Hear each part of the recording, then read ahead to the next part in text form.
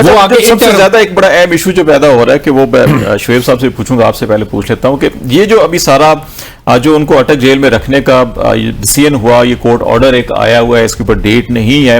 एक तो इस ऑर्डर की बजाते खुद जो लीगल पोजीशन है, शोएब शाहीन साहब का ये कहना है कि अनडेटेड है और फिर जब तक आप प्रोड्यूस नहीं करते, आपने भी उसकी पॉइंट आउट किया। अच्छा, इस केस के अंदर अगर हम देखें ऑफिशियल सीक्रेट एक्ट में, तो मुल्जिम को कितना अरसा जो है रखा जा सकता है कस्टडी के अंदर, कब उसको रिमांड टाइम कितना है, या उसकी बेल कब हो सकती है, सजा ज्यादा से ज्यादा क्या हो सकती है, जो ये केस है सारा इसमें? ये देखिए, इस केस के अंदर आज अब हाई कोर्ट ने कहा जी ये जो है बेल पे इनको रिलीज कर दें, ठीक है। आज जिस टाइम वो रिलीज ऑर्डर उनको पहुंचेगा रुपकार अटक जेल के अंदर, तो he is bound to release him, ठीक है। जब उसने रिलीज कर दिया तो कोई दूसरी एजेंसी किसी एफआईआर में अरेस्ट डाल सकती है, लेकिन उनको 24 घंटे के अंदर अंदर जो उनका फंडामेंटल राइट है, ये कॉन्स्टिट्यूशन भी कहता है आर्टिकल 10, और उसमें इनको, और जो हमारी सीआरपीसी है उसके अंदर भी है कि इनको 24 घंटे के अंदर लाजमी कल किसी भी जो कंसर्न जज है उसके सामने पेश करना है। फिर वहां पे जो प्रोसिक्यूशन है वो अपना केस पेश करेगी कि इनको हमें रिमांड पे चाहिए, आपने इनसे क्या इन्वेस्टिगेशन करनी है, ठीक है। इसके जो डिफेंस होगा वो ऑब्वियसली अपोज करेगा कि रिमांड बनता नहीं है, या ऑलरेडी जेल में है, इन्वेस्टिगेशन हो चुकी है नहीं हो चुकी। तो ये मेरे ख्याल में कल की जो प्रोसीडिंग है, एक बात हो गई है कि इनका जो स्टेटस था वो कन्विक्टेड प्रिजनर से चेंज होके अब ऑर्डिनरी एक्यूज्ड में आ गए इस केस में। तो अब लेट्स सी कल अब जब इनको पेश किया जाता है तो अब उस तरह ये नहीं कि आप कैद में नहीं है। ये एफआईए इसमें कितना रिमांड ले सकती है, कितने दिन? देखिए एफआईए तो वो तो 10-11 दिन तक वो तो कहते हैं जब कभी 7 दिन का रिमांड दे दें, लेकिन ये कानून ये है कि जज को ये देखना चाहिए कि जस्टिफिकेशन क्या है रिमांड की। अगर जज ने फेयर काम करना है ना, he has to justifies himself on the basis of material before him कि जी इसका रिमांड हम किस बेसिस पे क्या चीज रिकवरी करनी है। अब हम कहते हैं सादा कागज जिससे रिकवर करना है, इसका रिमांड दे। देखो पर्सनल लिबर्टी इंसान की होती है ना, वो उसका फंडामेंटल राइट जो है वो कोई ब्रिज नहीं कर सकता, कोई कर्टेल नहीं कर सकता। अगर आपने रिमांड ठीक है कोई चीज रिकवर करनी है तो ये जज का फैसला मेरिट पे होना चाहिए कि जी ये चीजें हैं, ये मटेरियल है, इसके बेस पे हम इनको 2 दिन का रिमांड देते हैं, 3 दिन का रिमांड देते हैं। जो किसी आपको पर्सनल आप कस्टडी दे रहे हैं, उसकी लिबर्टी कर्टेल कर रहे हैं कि जी मैं किस एजेंसी को दे रहा हूं, तो जज has to apply his mind on fair on merit. इस केस में भी अपील का तरीकेकार वही होगा कि इस कोर्ट के अगेंस्ट नहीं, ये तो केस अभी लंबा चलेगा ना, अभी देखें वो तो आपको बता इनके जैसे रिमांड होता है या कोई भी चीज होती है या जमानत, नहीं ये केस तो भी इनिशिएट होगा ना। ये तो अभी इस पे चलान पता नहीं कब पेश होता है, ये वाले क्या इंक्वायरी करते हैं इसके अगेंस्ट। मेरे ख्याल में वो जो पहले हम काफी इस पे मेयर शोएब साहब इस पे आर्गूमेंट भी कर सकें, उसकी स्टेटमेंट पे जो उनका प्रिंसिपल सेक्रेटरी आजम खान, तो उस वक्त भी हमने कहा था जी हमें अभी तक नहीं पता कि ये एज ए प्रूवर पेश हुआ है, एज ए विटनेस पेश हुआ। तो आज एक अखबार के अंदर खबर लगी थी कि उसकी statement as a witness record हुई है। तो अब वो सारा मटेरियल जब देखो ना, अक्यूज्ड का राइट बनता है कि उसके सामने रखें, फिर वो डिसाइड करेगा जी कि इसमें ये वाला विटनेस पेश हुआ है, इसको मैंने क्रॉस एग्जामिन करना है नहीं करना है। तो ये सारी चीजें अब इस केस में ज्यादा से ज्यादा सजा कितनी बनती है? सजा इसमें देखें जी 14 साल भी है मिनिमम, और 2 से 3 साल भी है। 2 से 3 साल भी है।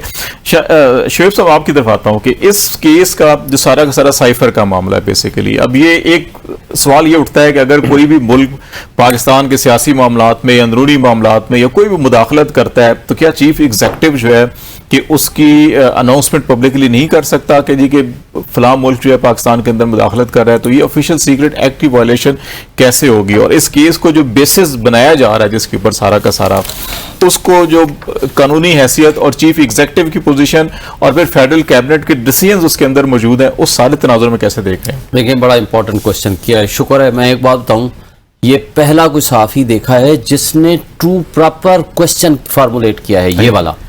देखें आपके मुल्क को एक्सटर्नल और इंटरनल थ्रेट हो, जिम्मेदार कौन है, कॉम्पिटेंट अथॉरिटी कौन है?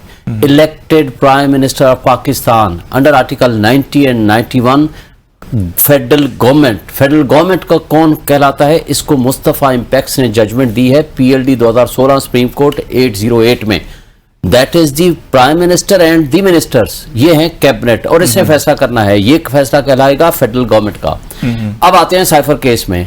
अब इंटरसेप्ट की स्टोरी को सामने रखें और कैबिनेट के डिसीजंस को सामने रखें, headed by prime minister Imran Khan and headed by Shahbaz Sharif, दोनों के डिसीजन को सामने रखें। और नेशनल सिक्योरिटी कमेटी के 2 मिनट्स हैं, 2 फैसले हैं बिल्कुल, और इसके साथ DG ISPR की आप प्रेस कॉन्फ्रेंस आप सामने रखें। इन सारी चीजों को सामने रखेंगे तो आपको समझ आ जाएगी कि ये क्रेडिट जाता है इमरान खान और उसकी कैबिनेट को कि जिन्होंने मुल्क की सलामती और खुद मुख्तारी के खिलाफ की जाने वाली एक फॉरेन स्टेट की इंटरवेंशन का मुकाबला किया, रेजिस्ट किया। नंबर 1। नंबर 2, एडमिटेड फैक्ट है कि कैबिनेट के फैसले के जरिए इसको क्लासिफाइड से डीक्लासिफाई किया। कैबिनेट ने headed by the prime minister Imran Khan national security committee में रखा पहली दफा, जब हेडेड बाय इमरान खान, जिसमें तमाम हमारे आर्म फोर्सेस के लोग भी इसमें शरीक हुए। उन्होंने कहा कि ये थ्रेट किया गया है, मुदाखलत की है, इनको डिमार्श किया जाए। डिमार्श किया भी गया और डिमार्श किया।